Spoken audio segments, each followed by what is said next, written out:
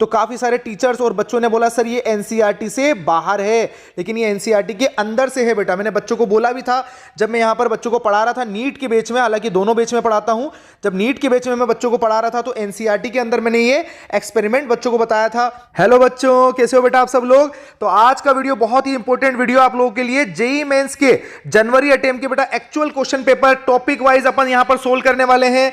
अब तक यूट्यूब पर बेटा पहली बार अपने यहां पर क्वेश्चन डल रहे हैं और अभी तक शायद किसी ने यूट्यूब पर टॉपिक वाइज क्वेश्चन का सॉल्यूशन नहीं बताया होगा।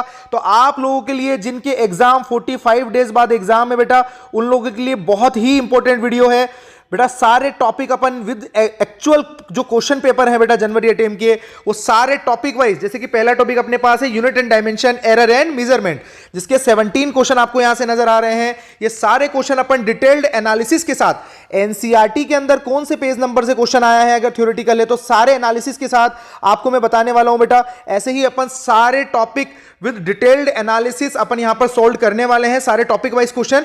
तो आप इसके लिए बेटा चैनल को जरूर सब्सक्राइब कर लें, बहुत मेहनत लगती है ऐसे वीडियोस बनाने में, और बेल आइकन को जरूर प्रेस कर देना जिससे कि लेटेस्ट वीडियो की नोटिफिकेशन आपको मिलती रहेगी। देखो बेटा सारे क्वेश्चन पेपर यहां पर आपको मिलेंगे और शिफ्ट वाइज मिलेंगे, जितने भी टॉपिक वाइज है, जितने भी शिफ्टों में क्वेश्चन है सब मिलेंगे। तो बेटा और अपने फ्रेंड्स के साथ भी शेयर कर देना, और टेलीग्राम चैनल अपने गुफरान खान व्लॉग्स को जरूर सब्सक्राइब कर लेना, उस पर ज्वाइन कर लेना बेटा गुफरान खान व्लॉग्स, क्योंकि इसकी पीडीएफ और जो भी वीडियो यहां पर डलने वाली है उसकी अपडेट आपको यहां पर मिल जाएगी। जो भी इंपॉर्टेंट पेपर्स वगैरह हैं आपके, जो भी प्रैक्टिस पेपर हैं, वो सारी चीजें आपको यहां पर मिल जाएगी। तो गुफरान खान व्लॉग्स पर बेटा बहुत सारे बच्चे ऑलरेडी हैं जो कि यहां पर क्वेश्चन प्रैक्टिस करते रहते हैं, डिस्कशन करते रहते हैं, तो आप लोगों की भी हेल्प हो जाएगी। तो अपन स्टार्ट करते हैं बेटा आपका टाइम खराब किए बिना। सबसे पहले क्वेश्चन के ऊपर अपन आते हैं कि sir identify the physical quantity that can not be measured using spherometer. तो बेटा ऐसी कौन सी फिजिकल क्वांटिटी है जिसको अपन स्फेरोमीटर की हेल्प से मेजर नहीं कर सकते हैं। तो बेटा इस क्वेश्चन को सोल्व करने से पहले मैं आपको बता दूं, जब ये क्वेश्चन पेपर में आया 27 जनवरी शिफ्ट 1 को, तो काफी सारे टीचर्स और बच्चों ने बोला सर ये एनसीईआरटी से बाहर है, लेकिन ये एनसीईआरटी के अंदर से है बेटा। मैंने बच्चों को बोला भी था जब मैं यहां पर बच्चों को पढ़ा रहा था नीट के बैच में, हालांकि दोनों बैच में पढ़ाता हूं। जब नीट के बैच में मैं बच्चों को पढ़ा रहा था तो एनसीईआरटी के अंदर मैंने ये एक्सपेरिमेंट बच्चों को बताया था। देखो एक्सपेरिमेंट नंबर 3 आपको मिल जाएगा बेटा लैब मैनुअल के अंदर। एक्सपेरिमेंट नंबर 3 के अंदर आपको एक्चुअल फोटो यहां पर स्फेरोमीटर का मिल जाएगा, और एक्सपेरिमेंट नंबर 3 क्या कह रहा है बेटा उसको देखते हैं अपन। ये यूज होता है to determine the radius of curvature of a given spherical surface by a spherometer, यानी स्फेरोमीटर स्फेरिकल सरफेस की रेडियस ऑफ कर्वेचर मेजर करने में यूज आता है। वहीं एनसीईआरटी के एक्सपेरिमेंट नंबर 3 के अंदर एक और लाइन लिखी हुई है, using spherometer measure the thickness of small piece of thin sheet, यानी कि जो भी मेटल या ग्लास की थिन शीट है उनकी थिकनेस मेजर करने के लिए भी स्फेरोमीटर का यूज होता है। तो अगर आप एनसीईआरटी पढ़कर जाते बेटा, एनसीईआरटी इसीलिए कहा जाता है एक बार थोरोली रीड करके जरूर जाया करो, उसके अंदर ये आपको लैब मैनुअल के अंदर मिल जाएगा। आपको नहीं मिलता है तो मैं Telegram group Gufran Khan vlogs पर इसके एक्चुअल पीडीएफ सेंड कर दूंगा आपको। अब अपन क्वेश्चन पर आते हैं बेटा, मजा आएगा क्वेश्चन सोल्व करने में आप लोगों को भी। चलिए बेटा क्वेश्चन सोल्व करते हैं अपन। क्वेश्चन है कि identify the physical quantity that can not be measured using spherometer. तो कौन कौन सी फिजिकल क्वांटिटी को अपन मेजर नहीं कर सकते स्फेरोमीटर की हेल्प से। तो कौन कौन से ऑप्शन है बेटा देखते हैं। Radius of curvature of concave surface, sir अभी अपन ने पढ़ा कि रेडियस ऑफ कर्वेचर को तो मेजर कर सकते हैं। Specific rotation of liquid, sir इसके बारे में अभी तक अपन ने नहीं पढ़ा, ठीक है बेटा इसको मार्क कर देते हैं cross. Thickness of thin plates, बिल्कुल ग्लास और मेटल की जो प्लेट्स है उनकी थिकनेस मेजर करने के काम आता है, अभी अपन ने एनसीईआरटी में पढ़ा। Radius of curvature of convex surface, यानी कि रेडियस ऑफ कर्वेचर मेजर करने के काम आता है, यहां पर बिल्कुल सही स्टेटमेंट है। तो किसको मेजर नहीं कर पाता बेटा, वो है आपका option number 2, specific rotation of liquid. तो बेटा बहुत ही अच्छा, और बच्चों को यहां काफी कंफ्यूजन हुआ इस क्वेश्चन के अंदर, बट बहुत इजी क्वेश्चन पूछा गया है। अब आगे के लिए मैं आपको बता देता हूं क्या क्वेश्चन पूछा जा सकता है इसके अंदर से। बेटा आगे इसका फॉर्मूला भी है, तो आप फॉर्मूला जरूर देखकर जाएं, उसके ऊपर न्यूमेरिकल भी आ सकता है नीट और जेईई के आने वाले अटेम्प्ट में, ठीक है ना बेटा। जेईई का जो सेकंड अटेम्प्ट है जो कि अप्रैल के अंदर होने वाला है, उसके अंदर इसके ऊपर न्यूमेरिकल जरूर देखकर जाएं। एनसीईआरटी के एक्सपेरिमेंट नंबर 3 में मैं गुफरान खान व्लॉग्स पर इसकी पीडीएफ भी शेयर कर दूंगा, ठीक है बच्चों। चलिए क्वेश्चन नंबर 2 की तरफ आगे बढ़ते हैं। क्वेश्चन नंबर 2 क्या कहता है बेटा कि गिवन बिलो आर 2 स्टेटमेंट। पहला स्टेटमेंट है कि Planck's constant and angular momentum have a same dimension. तो बेटा क्या होता है Planck's constant, energy is equal to Planck's constant into frequency होता है, E is equal to HF या H न्यू बोल दो।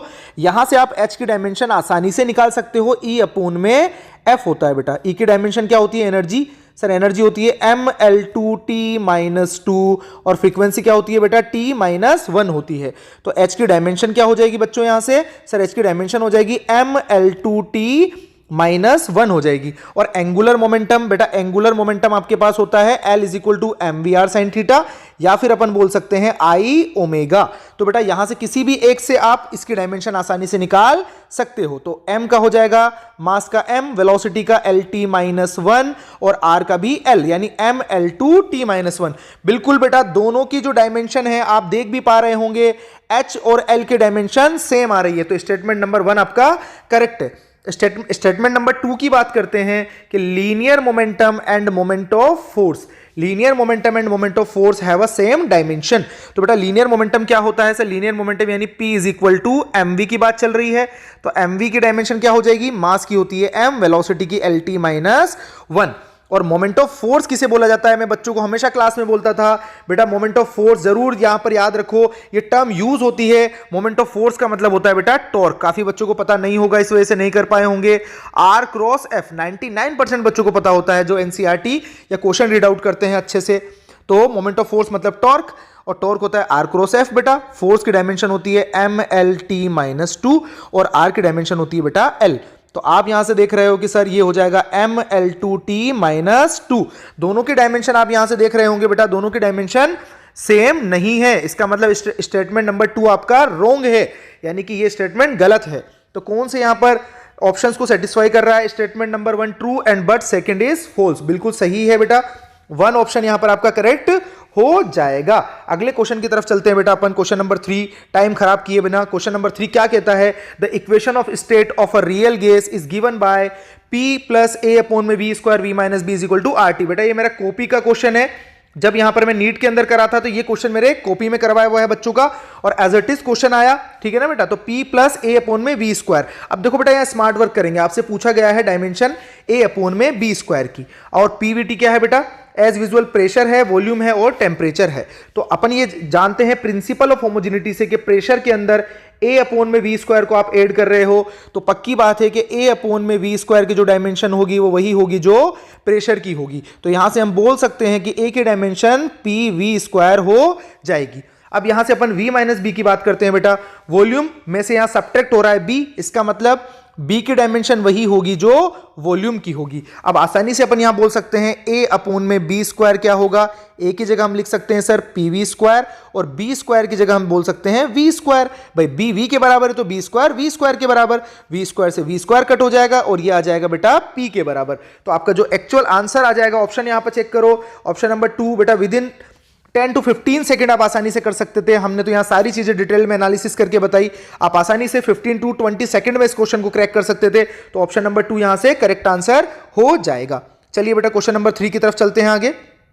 क्वेश्चन नंबर 3 क्या कह रहा है बेटा, और ये बहुत अच्छा क्वेश्चन है बेटा, बहुत अच्छा क्वेश्चन है। बच्चों ने गलतियां की होगी, करेक्ट एक्सप्लेन कर रहा है कि नहीं कर रहा है उस फॉर्म में, उसका मैं तरीका भी बताऊंगा बेटा आपको कि उन क्वेश्चंस को कैसे क्रैक किया जाता है। जब मैं इंजीनियरिंग सर्विसेज की प्रिपरेशन कर रहा था IES की, वहां पर बेटा हमने ये सीखा था, वहां पर हमारे बहुत क्वेश्चन आते थे असर्शन रीजन के कि किस तरीके से इन क्वेश्चन को क्रैक किया जाता है। तो स्टेटमेंट नंबर 1 पढ़ते हैं बेटा अपन, in vernier caliper if positive zero error exist then while taking measurement the reading taken will be more than the actual reading. बिल्कुल बेटा पॉजिटिव जीरो एरर के अंदर आपका राइट साइड के अंदर शिफ्ट हो जाता है यहां पर वर्नियर स्केल, इसलिए एक्चुअल रीडिंग आपकी ज्यादा आती है। एक्चुअल रीडिंग बेटा क्या होती है, the reading taken will be more than the actual. जो एक्चुअल रीडिंग से बेटा जो आपकी रीडिंग आती है वो ज्यादा आती है। बिल्कुल सही स्टेटमेंट है ये, है ना। जिन्होंने वर्नियर कैलिपर पढ़ा है उनको अच्छे से पता है, नहीं पढ़ा है बेटा आप जरूर बताना मुझे कमेंट सेक्शन में या ग्रुप पर, मैं आपको जरूर स्पेसिफिक वीडियो आप लोगों के लिए मेजरमेंट की लेकर आऊंगा।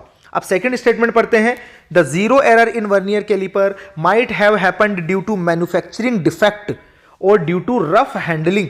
बिल्कुल सही बात कह रहा है, या तो मैन्युफैक्चरिंग डिफेक्ट हो सकता है या बार बार आप यूज कर सकते हो, तो वियर एंड टियर की वजह से भी ये जीरो एरर आती है। तो ये भी स्टेटमेंट आपका बिल्कुल करेक्ट है। अब दिक्कत ये है कि सर ये इसकी करेक्ट एक्सप्लेनेशन कर रहा है कि नहीं। बेटा उसके लिए सबसे पहले सबसे आसान तरीका क्या है कि रीजन को पढ़ो सबसे पहले, उसके बाद असर्शन को पढ़ो। क्या इस रीजन को पढ़ने के बाद आपको कहीं से भी लग रहा है कि डिफेक्ट या फिर रफ हैंडलिंग को ये एक्सप्लेन कर रहा है? कि ये ज्यादा रीडिंग आई है? बिल्कुल नहीं सर, बिल्कुल नहीं एक्सप्लेन कर पा रहा है, क्योंकि एक्चुअल रीडिंग से आपकी रीडिंग जो ज्यादा आ रही है उसका रीजन रफ हैंडलिंग या मैन्युफैक्चरिंग डिफेक्ट नहीं है सर। उसके लिए जो आपकी जैसे कैलकुलेट करते हैं, जैसे कि आपको पता है बेटा कि जीरो एरर को जब आप कैलकुलेट करते हो तो वो ये एक्सप्लेनेशन है ही नहीं, ये कुछ और बता रहा है और स्टेटमेंट नंबर 1 कुछ और बता रहा है। आप देख पा रहे हो बेटा कि स्टेटमेंट नंबर 1 बोल रहा है कि जीरो एरर की वजह से जो आपकी एक्चुअल रीडिंग से जो रीडिंग आ रही है वो मोर देन आ रही है, उसको ये करेक्ट एक्सप्लेन नहीं कर पा रहा है रीजन। तो आप जब रीजन को पढ़कर असर्शन को पढ़ोगे तो आपको बिल्कुल समझ आएगा कि सर ये इसको करेक्ट एक्सप्लेन नहीं कर रहा है। इसका मतलब कौन सा ऑप्शन आ जाएगा बेटा? ऑप्शन नंबर आपके पास यहां से आ जाएगा, ऑप्शन नंबर 2 आ जाएगा। ऑप्शन नंबर क्या आ जाएगा बेटा? ऑप्शन नंबर 2 कि both assertion and reason are correct but reason is the not the correct explanation of assertion. जब आप इसको देखोगे कि मैन्युफैक्चरिंग डिफेक्ट और रफ हैंडलिंग बिल्कुल सही स्टेटमेंट है, बट एक्चुअल में आपकी रीडिंग ज्यादा क्यों आ रही है वो उस चीज को ये मैन्युफैक्चरिंग डिफेक्ट और रफ हैंडलिंग एक्सप्लेन नहीं कर रहे हैं, है ना, तो उसका करेक्ट एक्सप्लेनेशन नहीं है। चलिए बेटा आगे चलते हैं अपन अगले क्वेश्चन की तरफ बढ़ते हैं अपन। यहां से एरर का क्वेश्चन है, the resistance R is equal to V upon में आई। वी आपको दिया हुआ है, यहां पर वी आपको गिवन है और उसके अलावा आपको यहां पर क्या गिवन है? आई गिवन है। The percentage error in the measurement of resistance, तो बेटा R is equal to V upon में आई उसने डायरेक्ट दिया हुआ है आपको, और आपको मेजरमेंट किस में निकालना है बेटा? रेजिस्टेंस के अंदर आपको परसेंटेज एरर निकालनी है। तो क्या आ जाएगा बेटा? Percentage error in R, delta R upon में R multiply by 100 is equal to delta V upon में V multiply by 100 plus delta I upon में आई मल्टीप्लाई बाय 100 हो जाएगा। ठीक है बेटा, तो डेल्टा वी कितना बेटा? ये डेल्टा वी है आपके पास प्लस माइनस 5, तो ये 5 आ जाएगा ऊपर, और वी कितना है बेटा अपने पास? 200 है मल्टीप्लाई बाय 100, ये हो गया परसेंटेज एरर इन वी। यहां से आई में देखोगे तो 0.2 है डेल्टा आई, तो 0.2 आ जाएगा, और नीचे करंट की जगह यहां पर 20 आ जाएगा मल्टीप्लाई बाय 100 आ जाएगा। बेटा यहां से अगर आप कैलकुलेट करोगे तो ये हो जाएगा आपके पास, सर ये दोनों यहां से चले जाएंगे, 5/2 यानी कि यहां पर हो जाएगा आपके पास 2.5 प्लस यहां से अगर आप ये पॉइंट को हटाना चाहोगे ऐसे मल्टीप्लाई कर दो तो ये हो जाएगा बेटा 20, और ये पूरा इससे कैंसिल आउट हो जाएगा। तो 2.5 प्लस 1 कितना हो जाएगा बेटा अपने पास? 3.5% हो जाएगा। तो आपके पास यहां से परसेंटेज एरर आसानी से आ रहा है कि परसेंटेज एरर इन रेजिस्टेंस कितना आ जाएगा आपके पास? सर 3.5% आ जाएगा। ठीक है बेटा, तो ऑप्शन नंबर कौन सा मैच हो रहा है आपके पास? ऑप्शन नंबर 1 आपके पास मैच हो रहा है। तो बहुत इजी क्वेश्चन था एरर का यहां से। बेटा बहुत सारे बच्चों को ये कंफ्यूजन होगा कि सर अब हम 45 डेज में क्या कर सकते हैं। बेटा you have a infinite potential. ये मत देखो दिन कितने बचे हैं बेटा, इन क्वेश्चंस को करते जाओ और अपनी प्रिपरेशन को इनहेंस करते जाओ। नोट्स मत पढ़ो बार बार, नोट्स पढ़ने से सिलेक्शन नहीं होंगे, पीवाईक्यूज बेस्ड क्वेश्चन करने से सिलेक्शन होंगे। अभी भी 80 to 85% पेपर पीवाईक्यूज बेस्ड आ रहा है फिजिक्स और केमिस्ट्री का। बात आ रही समझ में? तो इन क्वेश्चन को चुपचाप सोल्व करते जाओ बेटा और आगे बढ़ते जाओ। बात आ रही समझ में? चलिए बेटा आगे चलते हैं अगले क्वेश्चन पर। Sir physical quantity Q is found on depend, किस किस पर डिपेंड कर रही है बेटा? A B C by relation of Q is equal to A4B cube upon में C स्क्वायर, और आपको A B C के अंदर परसेंटेज एरर आपको यहां पर गिवन है और परसेंटेज एरर Q में पूछी गई है। तो बेटा Q में परसेंटेज एरर क्या आ जाएगी? डेल्टा Q अपॉन में Q multiply by 100 is equal to, ये पावर आगे आ जाएगी बेटा 4 times of delta A upon में A multiply by 100 plus power आगे आ जाएगी 3 times of delta B upon में B मल्टीप्लाई बाय 100, और नीचे आ जाएगा बेटा 2 times of delta C upon में C मल्टीप्लाई बाय 100। बेटा अगर ये इंक्रीज या डिक्रीज बोलता तो नीचे वाली पावर भी आपके पास प्लस या माइनस में आती, बट ऐसा कुछ भी यहां पूछा नहीं गया है, यहां डायरेक्ट परसेंटेज एरर पूछी गई है। तो A में कितनी है बेटा? 3%। तो इस पूरी चीज का मतलब क्या है बेटा? Delta A by A multiply by 100 का मतलब होता है percentage error in A, percentage error in A। ऐसे ही delta B by B multiply by 100 का मतलब क्या होगा? Percentage error in B। तो बेटा 4 तो है ही सही, परसेंटेज एरर A के अंदर 3% है, ये लिख दिया मैंने, प्लस 3 मल्टीप्लाई बाय B के अंदर 4% है, प्लस 2 मल्टीप्लाई बाय 5% है। चलिए बेटा कैलकुलेट कर देते हैं, ये हो गया 12 प्लस ये हो गया 12, ये हो गया बेटा आपका 10, तो कितना आ जाएगा बेटा आपके पास? 34% आ जाएगा। कितना आ जाएगा बच्चों? 34% आ जाएगा। तो आपका आंसर कौन सा आ जाएगा? Option number 3 is a correct answer. तो अगले क्वेश्चन की तरफ चलते हैं बेटा अपन।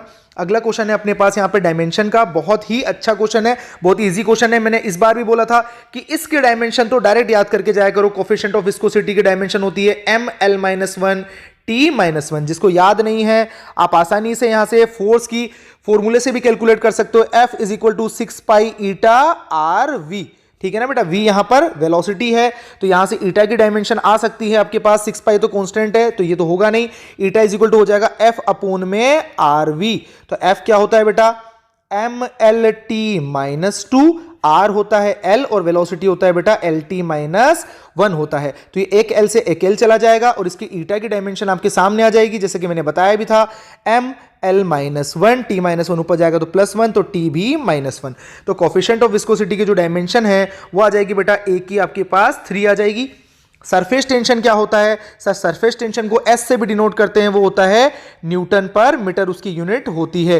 तो न्यूटन पर मीटर यानी कि M L T minus two और मीटर यानी एल, यानी इसकी डायमेंशन आ जाएगी बेटा आपके पास एम टी माइनस टू आ जाएगी। तो एम टी माइनस टू कहां है बेटा, बी का आपके पास आ जाएगा 4।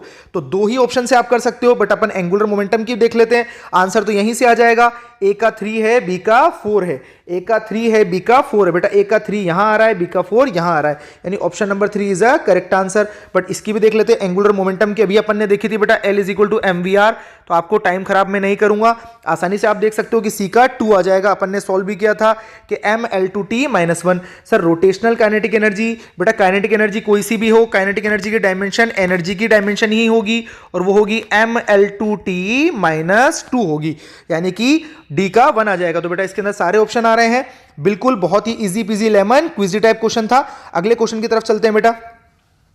If 50 vernier divisions are equal to 49 main scale division of a traveling microscope and one smallest reading of main scale is 0.5 mm, the vernier constant आपसे पूछा गया है ट्रेवलिंग माइक्रोस्कोप का। बेटा बेवकूफ बना रहा है आपसे, यहां से सीधा सीधा लीस्ट काउंट पूछ रहा है ना, लीस्ट काउंट को ही क्या बोला जाता है, वर्नियर कांस्टेंट बोला जाता है। तो लीस्ट काउंट क्या होता है मेरे बच्चों, लीस्ट काउंट होता है 1 MSD। आपने हमें फॉर्मूला बताया था sir, 1 minus number of main scale division upon में number of vernier scale division. तो बेटा सारी चीजें आपके पास है, 1 MSD किसके बराबर है, 0.5 mm के बराबर है, और 1 minus number of main scale division है अपने पास 49 और number of vernier scale division है बेटा अपने पास 50। तो यहां से सॉल्व होकर कितना आ जाएगा बेटा लीस्ट काउंट, ये आ जाएगा बेटा 50 माइनस 49 यानी 1/50 यानी 0.5 अपॉन में 50 mm आ जाएगा। ठीक है ना बच्चों, तो अब इसके बाद अपन क्या बोल सकते हैं कि लीस्ट काउंट आ जाएगा बेटा अपने पास, सर इसको कट कर दो यहां से, तो ये 1/100 mm आ जाएगा। तो 1/100 mm को क्या बोल सकते हैं अपन, सर ये 0.01 mm हो जाएगा। तो 0.01 mm आपका कौन सा ऑप्शन मैच कर रहा है बेटा, यहां से ऑप्शन नंबर 4 आपका मैच कर रहा है, ऑप्शन नंबर 4 आपका मैच कर रहा है बेटा। तो बहुत इजी क्वेश्चन था, लीस्ट काउंट पूछा गया था आपसे केवल। अगले क्वेश्चन की तरफ चलते हैं बेटा। ऐसे क्वेश्चन मैंने अभी अपने यहाँ पर जेईई और नीट की टेस्ट सीरीज में भी डाले थे जब हमने यहाँ पर AITS कराया था। तो बेटा ये ऐसे क्वेश्चन डेफिनेटली आते हैं, हर एक वैरायटी यहाँ से टच की गई है। 30 जनवरी को ये क्वेश्चन आया, मास आपका डिपेंड कर रहा है बेटा, ये डायमेंशनलेस कांस्टेंट है और इनके बारे में कोई भी इंफॉर्मेशन नहीं है। आपको पता है सी क्या है बेटा, आपके पास स्पीड ऑफ लाइट है, सी आपके पास स्पीड ऑफ लाइट है, और इसके अलावा जी क्या है बेटा, यूनिवर्सल ग्रेविटेशनल कांस्टेंट है, यूनिवर्सल ग्रेविटेशनल कांस्टेंट है बेटा। और इसके अलावा एच आपके पास, एच की डायमेंशन तो अभी निकाली है सर हमने, प्लैंक्स कांस्टेंट है ना बेटा, प्लैंक्स कांस्टेंट है। तो बस अपन को सॉल्व करना है, अब सॉल्व कर लेते हैं। सर इस पर डिपेंड कर रहा है, तो एम की डायमेंशन बेटा क्या हो जाएगी, एम हो जाएगी इज इक्वल टू के, तो ये तो डायमेंशनलेस है तो इसकी डायमेंशन होगी नहीं, सी यानी वेलोसिटी है यानी LT माइनस 1 की पावर P हो जाएगा। उसके अलावा G बेटा, G की बिल्कुल डायमेंशन निकाल सकते हैं, F is equal to G M1 M2 upon में R स्क्वायर होता है। मैं हर एक चीज एक्सप्लेन करके आपको बता रहा हूं।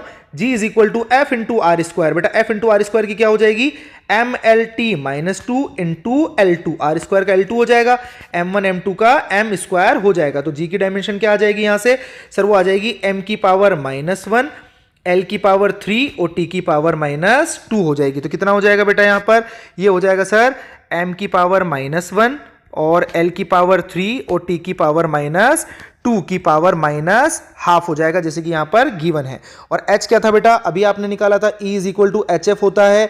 तो H की डायमेंशन जो आई थी बेटा वो आई थी अपने पास MLT -2 अपॉन में T -1 से अपन निकाल सकते हैं। H आ जाएगा बेटा अपने पास, हाँ बेटा एनर्जी था तो ML2T -2 है ना। तो H की डायमेंशन आ गई थी अपने पास ML2 और T -1 आ गई थी, ठीक है ना बेटा। इसको भी रख देते हैं कि ये M L2t माइनस 1 की पावर हाफ हो जाएगा। अब कंपेयर कर लो बेटा, यहां तो m ही है केवल, तो इधर m है, L 0 है और t भी 0 है।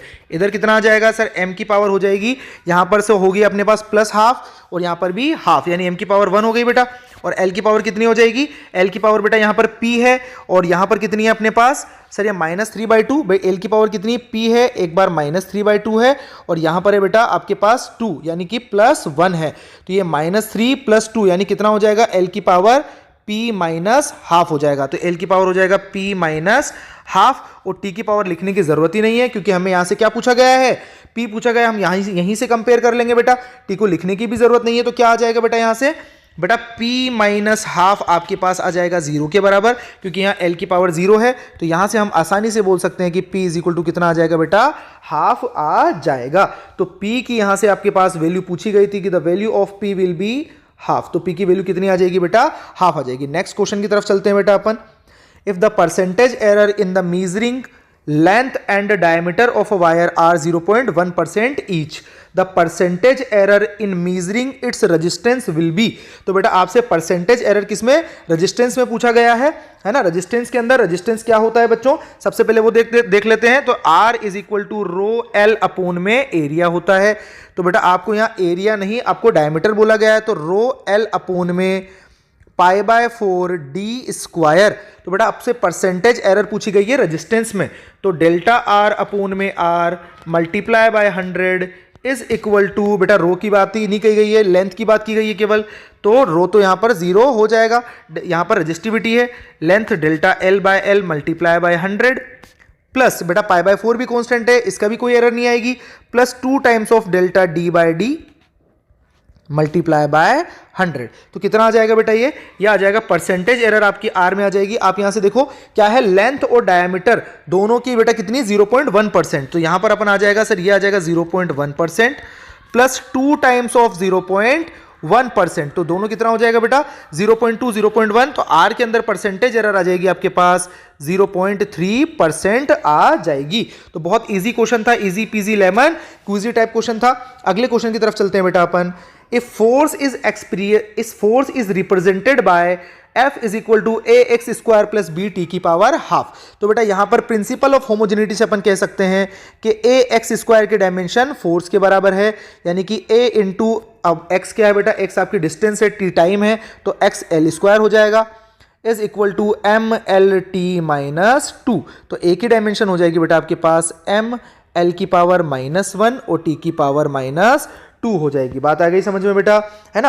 अब b की डायमेंशन भी निकाल सकते हैं सर, bt की पावर हाफ है, वो भी फोर्स के बराबर है, तो b t की power half is equal to कितना हो जाएगा सर, एम एल टी -2। अब बेटा मुझे b स्क्वायर अपॉन में a चाहिए, तो डायरेक्ट b स्क्वायर कर दूं, तो b स्क्वायर करूंगा तो ये कितना हो जाएगा बेटा, t की पावर 1 हो जाएगा। तो b स्क्वायर और t की पावर 1 नीचे जाएगा, अपर साइड चला जाएगा, तो ये हो जाएगा बेटा अपने पास m1 L1 है ना बेटा, और t की पावर कितना हो जाएगा बेटा आपके पास, भाई यहां पर कितना है 1 है ना, यहां पर आपके पास 1 है। अगर आप कर दोगे ऊपर लेकर जाओगे तो b की पावर आपके पास कितनी हो जाएगी बेटा, b स्क्वायर की पावर, यहां से b स्क्वायर की पावर अपन को चाहिए, तो b स्क्वायर की पावर हो जाएगी बेटा यहां पर -1 यानी t की पावर -3 हो जाएगी। तो आप यहां से देख सकते हो कि कितना आ जाएगा b स्क्वायर अपॉन में a, sir b square upon में a अपन देख लेते हैं। अच्छा बेटा b स्क्वायर देखना था यहां पर, तो b स्क्वायर का देख लेते हैं पहले कि सर b स्क्वायर की कितनी आ जाएगी, सर ये b स्क्वायर हो जाएगा आपका यहां से, a अपॉन में b स्क्वायर ही आपको चाहिए था, तो b स्क्वायर आपका यहां से हो जाएगा, या फिर b की निकाल लो बेटा, जैसे भी आप करना चाहो b की निकाल लेते हैं, है ना, बच्चों को कंफ्यूजन ना हो। ये b की हो जाएगी बेटा आपके यहां से mlt -2।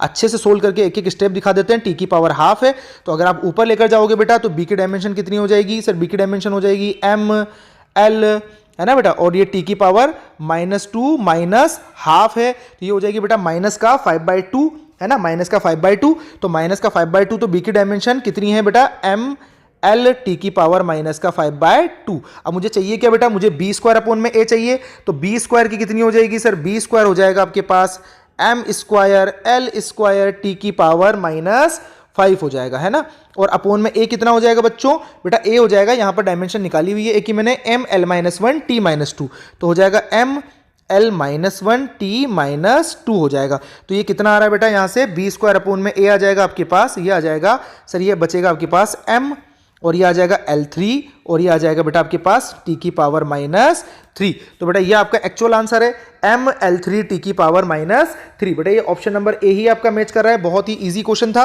है ना। थोड़ा सा अपन को कैलकुलेशन में ध्यान रखना था। बहुत ही इजी क्वेश्चन बेटा ये आ रहे हैं प्रिंसिपल ऑफ होमोजेनिटी पर।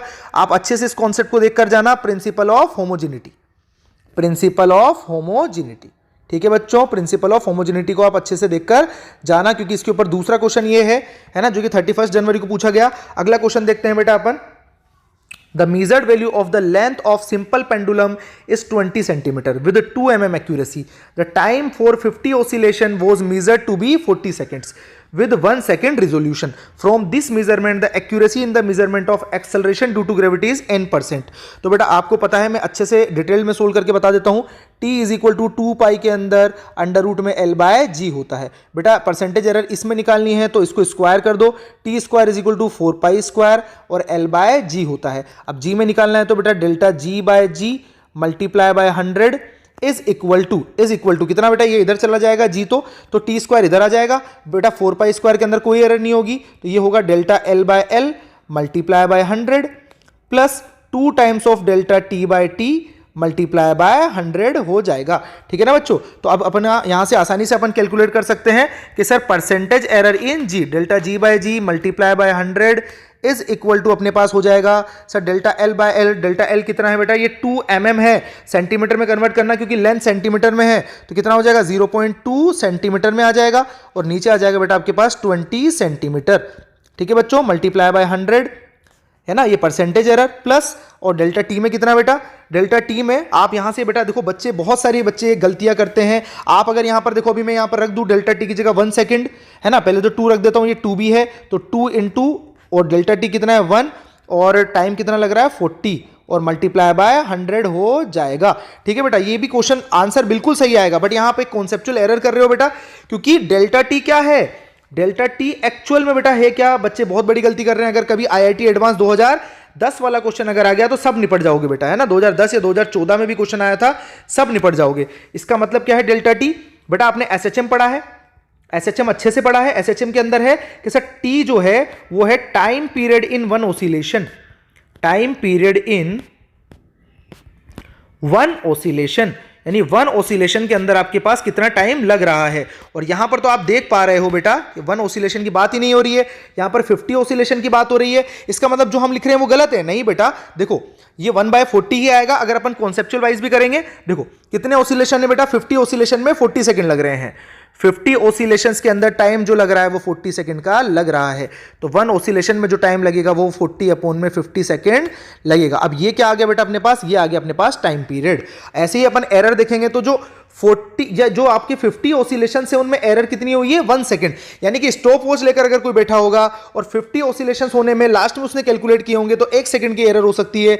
तो बेटा 50 ऑसिलेशंस के अंदर होने वाली एरर 1 सेकंड है, तो एक ऑसिलेशन में होने वाली एरर 1 अपॉन में 50 सेकंड हो जाएगी। इसका मतलब बेटा मैं अगर यहां से भी डेल्टा टी बाय टी निकालना चाहूं तो इसका रेशो अभी भी कितना आएगा, ये 1/50 है, और अगर इसको करूं तो 40/50 यानी कि 50 अपॉन में 40, तो अभी भी इसका रेशो कितना आएगा 1/40 ही आएगा, जो अपने गलत तरीके से भी सही आ रहा था। तो इसका मतलब ये नहीं कि बेटा आप हमेशा यही करके जाओ। कई बार वो आपसे मीजरिंग इन डेल्टा टी भी पूछा हुआ है आईआईटी 2014 के अंदर कि डेल्टा टी में कितना एरर आ जाएगा, तो आप वहां पर गलत कर बैठोगे। इसलिए इस क्वेश्चन को सही करते हुए भी गलत करते हुए भी आप आंसर सही पा रहे हो। तो अपन यहां से वैल्यूज रखकर आंसर देखते हैं। वैल्यूज अपन यहां पर रख दी थी बेटा, अब यहां से कैलकुलेट करते हैं। ये हो जाएगा 20, तो यहां से तो ये 1 हो गया बेटा, यहां से तो 1 आ जाएगा, प्लस यहां से कितना आ जाएगा सर, यहां से बेटा ये 1 ही हो रहा है, हाँ 20 सेंटीमीटर, और यहां से ये जा रहा है बेटा आपके पास 20 बार, ये 5 बार, तो 1 + 5 कितना आ जाएगा बेटा आपके पास 6 आ जाएगा। तो 1 + 5 कितना आ रहा है बेटा 6% आ रहा है। तो ऑप्शन नंबर 3 आपका करेक्ट आंसर हो जाएगा। अगले क्वेश्चन की तरफ चलते हैं बेटा अपन। Consider 2 physical quantities A and B related to each other. E यहां पर आपको दिया हुआ है, E क्या है बेटा, यहां पर आपकी एनर्जी है, और X आपका लेंथ है, और T आपका टाइम है। तो E = B - x² अपॉन में 80। बेटा B किस में से माइनस हो रहा है, x² में से। वापस से प्रिंसिपल ऑफ होमोजेनिटी को आप याद करो, बहुत यूज किया गया है अब की बार प्रिंसिपल ऑफ होमोजेनिटी का। सर अगर B सब्ट्रैक्ट हो रहा है x² में से, यानी B की डायमेंशन भी कितनी होगी L², क्योंकि सेम फिजिकल क्वांटिटी ही सेम फिजिकल क्वांटिटी में से एड और सब्ट्रैक्ट हो सकती है। तो बेटा अब यहां से बी की डायमेंशन पता कर चुके हो, अब उसके बाद आपको ए की डायमेंशन पता करनी है। तो बेटा यहां से आप बोल सकते हो कि sir energy is equal to ये हो जाएगा एल स्क्वायर, इसकी डायमेंशन तो एल स्क्वायर ही है, और ये ए और टी की डायमेंशन हो जाएगी। यहां से आप ए की डायमेंशन पता कर सकते हो, वो हो जाएगी बेटा एल स्क्वायर अपॉन में एनर्जी की डायमेंशन कितनी होती है सर, एनर्जी नीचे आ जाएगा बेटा, तो M L two T minus two और ये टी की पावर 1। तो यहां से ए की डायमेंशन आ जाएगी आपके पास सर, ये L2 से L2 चला जाएगा तो m की पावर -1, और उसके बाद आ जाएगा बेटा आपके पास यहाँ t की पावर -1 बचेगा तो t की पावर +1। ठीक है बेटा, तो आपसे ए बी की डायमेंशन यहां से पूछी गई है, डायमेंशन ऑफ ए बी, तो दोनों को क्या कर देंगे बेटा अपन मल्टीप्लाई कर देंगे। तो ए बी की डायमेंशन आपके पास हो जाएगी m की पावर -1 और t की पावर 1, ठीक है ना, और b है बेटा आपके पास एल स्क्वायर, तो ये एल स्क्वायर तो कितना आ जाएगा बेटा, ये आ जाएगा m की पावर -1, L की पावर 2 और T की पावर 1 हो जाएगा, है ना बेटा। तो यहां से कौन सा ऑप्शन आपके पास मैच हो रहा है, ऑप्शन नंबर m की पावर -1 आ रहा है, T की पावर 1 आ रहा है और L की पावर 2 आ रहा है, तो ऑप्शन नंबर 2 आपका मैच कर रहा है, यही करेक्ट आंसर हो जाएगा। ठीक है बेटा, आगे चलते हैं अपन नेक्स्ट क्वेश्चन की तरफ। 10 division on the main scale of a vernier caliper coincide with 11 division on the vernier scale. If each division on the main scale is 5 unit, then the least count of the instrument. तो बेटा least count आपसे पूछा गया है, बहुत ही easy peasy lemon squeezy type question है। Least count होता है 1 MSD, 1 minus number of main scale division upon में number of vernier scale division. Main scale division कितने हैं बेटा 10 है, और vernier caliper coincide with 11 vernier scale division, यानी कि n कितना है बेटा यहाँ से 11 है, तो आप यहाँ से आसानी से रख सकते हो। और ये कितना बेटा मेन स्केल 1 MSD कितना है, ये 5 यूनिट के बराबर है, तो यहाँ 5 आ जाएगा। 1 minus number of main scale 10 है, ये 11 है, तो 11 माइनस 10 यहाँ से 1, तो बेटा कितना हो जाएगा 5/11 यूनिट्स हो जाएगा। 5/11 कौन सा ऑप्शन आ रहा है बेटा आपके पास, 5/11 आपके पास ऑप्शन नंबर 4 आ रहा है। तो आपका आसानी से ये क्वेश्चन हो जाएगा, बहुत ईजी क्वेश्चन था। अगले क्वेश्चन की तरफ चलते हैं बेटा। डायमेंशन फॉर्मूला पूछा गया है आपको एंगुलर इंपल्स का। बेटा एंगुलर इंपल्स क्या होता है, कुछ बच्चों को हो सकता है पता ना हो, फॉर्मूला भूल जाते हैं एग्जाम में, आप मेरी तरह याद करा करो। एंगुलर इंपल्स, बेटा एंगुलर इंपल्स कैसे फाइंड आउट करते हैं, वो होता है चेंज इन एंगुलर मोमेंटम, है ना, चेंज इन एंगुलर मोमेंटम। तो यानी कि एंगुलर मोमेंटम की डायमेंशन बेटा चेंज हो तो भी एंगुलर मोमेंटम ही आएगा, डायमेंशन तो सेम रहेगी, तो MVR, तो बेटा डायमेंशन तो वही रहेगी, तो एंगुलर इंपल्स की डायमेंशन वही होगी जो एंगुलर मोमेंटम की होगी। तो m वेलोसिटी की LT-1 और r की L2, एक L और आ जाएगा, तो m L2T-1 हो जाएगा। तो ये ऑप्शन नंबर 4 आपका करेक्ट आंसर हो जाएगा बेटा, है ना। अगले क्वेश्चन की तरफ चलते हैं। आपको गिवन है कि रेडियस r है, लेंथ L है, रेजिस्टेंस r है of a metal wire measured in the laboratory. R आपको यहां से गिवन है, कैपिटल आर गिवन है, लेंथ गिवन है, तो परसेंटेज एरर रजिस्टिविटी में पूछा गया है मटेरियल के वायर की। तो बेटा क्वेश्चन थोड़ा लेंथी टाइप लग रहा है, सोल्व करने की कोशिश करते हैं अपन, ठीक है बेटा। तो क्वेश्चन यहां पर आपको सबको पता है कि resistance is equal to rho L upon में ए होता है, ठीक है बच्चों। अब यहां से रजिस्टिविटी की पूछी गई, तो रजिस्टिविटी क्या हो जाएगा, rho is equal to resistance into A upon में आपके पास एल हो जाएगा, ठीक है बेटा। अब एरिया की जगह यहां पर आपको एरिया नहीं है, यहां पर स्मॉल आर यानी कि रेडियस आपको गिवन है कैपिटल आर, तो बेटा आपके पास रेजिस्टेंस है, स्मॉल आर आपकी रेडियस है, तो पाई आर स्क्वायर अपन बोल सकते हैं। अगर क्रॉस सेक्शन एरिया है आपके पास मटेरियल वायर का है, तो वायर का पाई आर स्क्वायर हो जाएगा क्रॉस सेक्शन एरिया। तो परसेंटेज एरर यानी डेल्टा रो अपॉन में रो मल्टीप्लाई बाय 100 कितना हो जाएगा बेटा अपने पास, सर हो जाएगा delta R by R multiply by 100 plus, अब यहां पर बेटा आर स्क्वायर है, पाई तो वैसे भी कांस्टेंट है, तो 2 times of delta small R upon में R multiply by 100 plus delta L upon में एल मल्टीप्लाई बाय 100। तो यहां से जो रजिस्टिविटी के अंदर परसेंटेज एरर आ जाएगी आपके पास, वो आ जाएगी बेटा, रेजिस्टेंस को देखो आप 10 और 100 है, तो 10 अपॉन में 100 मल्टीप्लाई बाय 100 आ जाएगा, plus 2 times of delta small R, तो स्मॉल आर है बेटा 0.05 अपॉन में आर है आपके पास 0.35 मल्टीप्लाई बाय 100। उसके बाद है बेटा आपके पास sir delta L, delta L कितना है हमारे पास 0.2, तो 0.2 अपॉन में लेंथ कितनी बेटा अपने पास 15, तो 15 मल्टीप्लाई बाय 100 मल्टीप्लाई बाय 100 हो जाएगा। बस इसको सोल्व करना है, ये आपके पास हो जाएगा बेटा 10, तो 10 प्लस यहाँ से ये पॉइंट से पॉइंट गया, ये 7 बार, और ये हो जाएगा बेटा आपके पास हाँ 200 अपॉन में 7, 200 अपॉन में 7 प्लस यहाँ से हो जाएगा बेटा आपके पास ये 20 हो जाएगा। अगर आप इसको हटाओगे यहाँ से, मल्टीप्लाई कर दो डायरेक्ट 20/15, 20/15 यानी कि बेटा 4/3 हो जाएगा। अब आप इसका एलसीएम ले लो, 21 एलसीएम आएगा, 21 एलसीएम आएगा तो ये तो हो गया बेटा आपके पास 210 प्लस 3 7 3 जा 21 यानी कि ये हो गया 600 प्लस 3 7 जा 21 यानी कि 28। तो बेटा अब ये आपके पास सोल्व होकर आ रहा है, परसेंटेज एरर जो आपके पास आ रही है थोड़ा कैलकुलेटिव हो गया बेटा, ये आ जाएगा 600 800 और हाँ बेटा है ना, ये आ रहा है 838 आ रहा है आपके पास, 838 अपॉन में 21 आ रहा है, यही आ रहा है ना बेटा, 600 800 820 838 आ रहा है बेटा, ये आपके पास लगभग आ जाएगा 39.9% आपका आ जाएगा। तो आप आसानी से कैलकुलेट कर सकते थे क्वेश्चन, ऐसे एरर की क्वेश्चन आपसे ये दूसरा या तीसरा क्वेश्चन पूछा गया है, तो इस वैरायटी को ध्यान रखना, इस वैरायटी पे क्वेश्चन बहुत पूछे गए हैं। ठीक है बच्चों, चलो नेक्स्ट क्वेश्चन की तरफ चलते हैं बेटा। अगला क्वेश्चन है अपने पास कि मैच लिस्ट 1 और लिस्ट 2, बेटा सिग्निफिकेंट फिगर का क्वेश्चन बचा हुआ था, वो भी आपसे पूछ लिया गया है बेटा। अब ये देखो कि पहला क्या है सर, ये जो ट्रैपिंग जीरोज होते हैं वो भी सिग्निफिकेंट होते हैं, तो इसमें 1 2 3 4 सिग्निफिकेंट यहां पे फिगर होंगे, तो ए का कितना हो जाएगा आपके पास 2 हो जाएगा, ए का 2 हो जाएगा। अगर यहां पर डेसिमल के पहले जीरो की बात करें तो बेटा वो सिग्निफिकेंट नहीं होते, तो अपन यहां से बात करें इस ये जीरो सिग्निफिकेंट नहीं होगा, ये सिग्निफिकेंट होगा, ये ट्रैप्ड है ये भी होगा, और डेसिमल के बाद तो ये नंबर तो होगा। यहां तो 3 आ जाएगा, तो बी का कितना आ जाएगा बेटा 1 आ जाएगा, बी का कितना 1 आ जाएगा। अब सी की बात करते हैं बेटा, हालांकि ऑप्शन तो यहीं से मैच हो जाएंगे, ए का 2 बी का 1, तो ए का 2 बी का 1 केवल एक ही ऑप्शन मैच कर रहा है, ऑप्शन नंबर 3, तो आंसर तो आ गया, लेकिन हम तो सीख रहे हैं बेटा। अब यहां से देखते हैं ये ट्रैपिंग जीरोस है तो ये भी होगा, ये ट्रैप्ड है तो ये भी होंगे दोनों, तो 3 और ये भी होंगे, डेसिमल के बाद वाले जीरो सिग्निफिकेंट होते हैं, तो यहां से 6 हो जाएगा, तो सी का आपके पास आ जाएगा, सी का 4 आ जाएगा। ऐसे ही बेटा यहां से आप देख रहे हो कि पहला वाला यहां से डेसिमल जैसे की बात ये आप जानते हो कि कोई ना कोई इंटीजर आना चाहिए, अगर यहां पर केवल जीरो आता है तो वो सिग्निफिकेंट नहीं होते हैं, तो ये तीनों सिग्निफिकेंट नहीं है ना बेटा, ये ना तो ये सिग्निफिकेंट है ना ही बेटा डेसिमल के बाद आने वाले जीरो सिग्निफिकेंट है, कोई ना कोई न्यूमेरिकल मतलब कोई ना कोई इंटीजर टाइप आना चाहिए था, 1 2 1 ये ऐसे आने, 1 ही आएगा बेटा, और क्या आएगा है ना, तो ये आना चाहिए था।